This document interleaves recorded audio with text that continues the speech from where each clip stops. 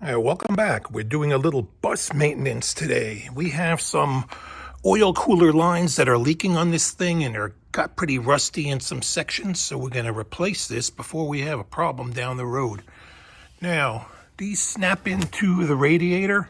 There's a special fitting that goes into the radiator. I would recommend replacing these fittings too, because there's an O-ring inside that generally after a certain period of time it'll start to leak. But in order to get that disconnected from the fitting, you would need a tool like this. It's rather inexpensive, but multiple sizes. What this thing does is it snaps on to your line. And then when you push inside it, it will spread apart. It will spread apart the little blue springs that are in there and allow you to pull it out. What I have also seen happen to these is the actual little spring will dig into the metal of the line and start to leak also. So if you have an issue where it's leaking, around this, it could just be the fitting or the line itself could already be damaged. So let's get underneath the bus over here. It might get into the 50s today, so I want to try to get this done before it gets really cold. So we have to jack it up a little bit and slide underneath and change this whole thing out. Okay, this is what we're dealing with here. Both of these lines come into the radiator. There's one right here goes to the top. The other one goes down to the bottom. And as you can see, both of them have been leaking from where the rubber hose is crimped to the metal line, and that one probably from the bottom also there. So we are going to disconnect the end over by the oil filter first with an oil drain pan, let that kind of drip out, and then we'll work on disconnecting these. It is fastened only to one place on the lower part of the block near the oil pan, and we got to get to the bolt. It's kind of hidden by another ground strap or whatever. So let's get the other end disconnected and let it start to drip, and then we will work on these after. There are two 10-millimeter bolts that go into that. We got those loose already. Pull the bolts out. The new line kit comes with new bolts already in it too, so maybe they're torque to yield, I'm not sure. They weren't very tight. There we go.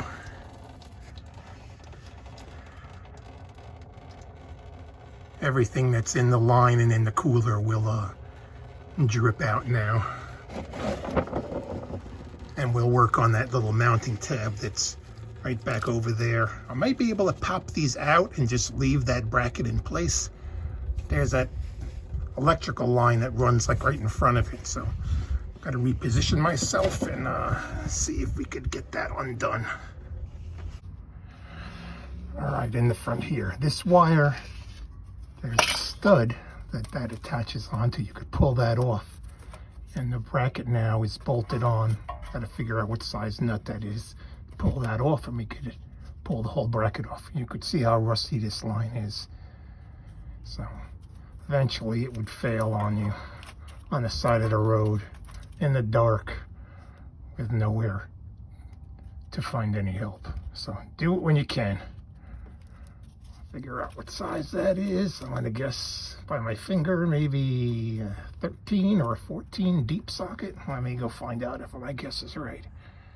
Well, it was 13 millimeter, and it's really a bolt that has a threaded stud sticking out the top of it. So you need to have a deep socket. Kind of bumps into part of the frame over there, but you're able to loosen it and get it out relatively easy.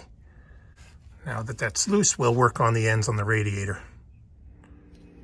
Since we will be replacing the fittings on the radiator, we are not even going to use the tool to disconnect them. We got a 1-inch combination wrench, and we're going to just loosen the fittings up where they screw into the radiator. I got them already loose already. The bottom one was pretty tight. The top one wasn't that bad. We could just back these out, leave that fitting attached onto the pipe, and remove the whole entire thing. We got both of the ends undone. We just unscrewed them. Now we got to drop the line down to the bottom someplace here and fish in the new one. Gravity is helping us here. right, we'll push the rest of this thing out, pull it down. All right, all pulled out. You could see how nasty and rusty that it was getting back in here. We will now screw our new fittings in to the radiator before we fish the line up. Here is the part number for the fittings and the part number for the whole entire line kit.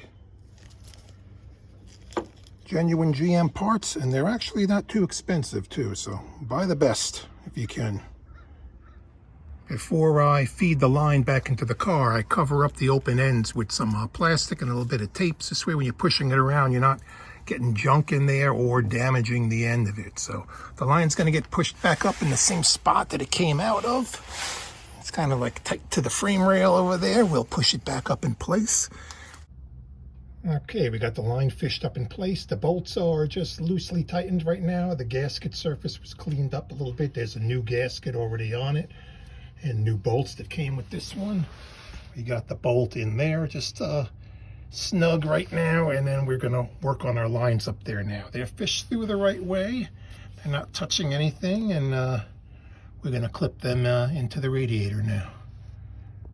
Take off our plastic that we put on them and just push and clip them in place. I sprayed a little lube on the end of the connector there, and it takes a firm push to get it to clip in place. You just push straight in, the little springs will like open up, and then it'll just lock in place. I don't know if I could show you doing this one hand. It needs to go nice and straight too, so fortunately you won't be able to watch. All right, a good firm straight push and it'll clip into place. Yeah, that's nice and tight. There's a little cover that you have here. You gotta snap over the end over there. And there was a clip down on the bottom that tied these two together. Let me see if I could get it. Yeah, that's clipped together. Now we will go back and tighten up our stud over there, and then the adapter over there by the oil fitting. And then this job is done. Okay, we got all our bolts tight. We tightened up the two bolts, 10mm going in over there to hold the whole assembly on.